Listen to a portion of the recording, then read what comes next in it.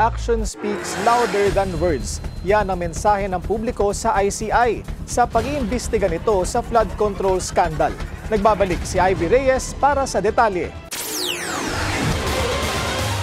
Inulan ng batiko sa social media ang Independent Commission for Infrastructure matapos magtaas ng placard ang chairman nito na si Andres Reyes Jr. na may nakasulat na what the world needs now is love, not greed, not selfishness. Ayon kay Justice Reyes, pagmamahal kasi ang kailangan ng bayan ngayon at hindi kasakiman.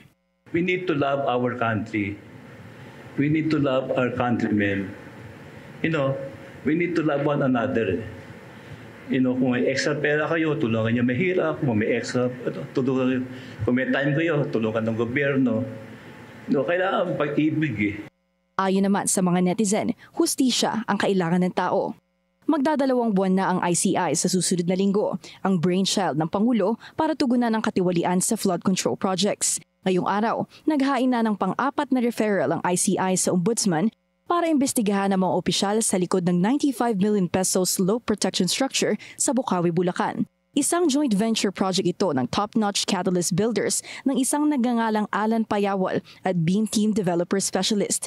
Bukod sa mga contractor, kasama rin sa interim report ng ICI sina former DPWH Secretary Manuel Bonoan, former Undersecretaries Roberto Bernardo at Catalina Cabral at former DPWH Bulacan 1st District Engineers Henry Alcantara at Bryce Hernandez.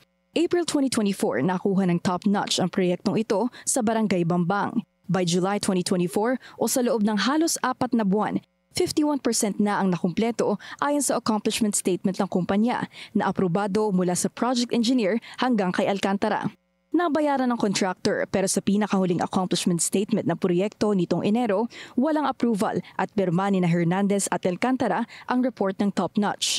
Base sa pagsisiyasat ng ICI at Commission on Audit, walang proyektong naitayo sa lokasyon na inaprubahan sa bidding kahit binayaran ito ng buo ng gobyerno. Kaya ang publiko patuloy ang pangangalampag sa ICI na may masampulan ng malalaking tao. We still have to establish the connection.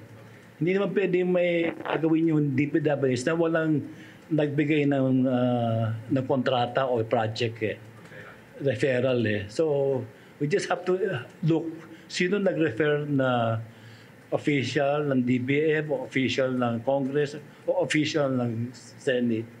We just have to refer that. Wala naman sa records yung nag-refer.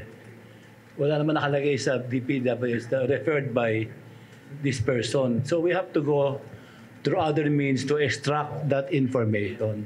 Matapos sabihin ni resigned party list Representative Zaldico na natatakot siya para sa kanyang seguridad kaya hindi siya makauwi-uwi, nanawagan si Justice Reyes na welcome ang dating kongresista na pumunta sa kanila.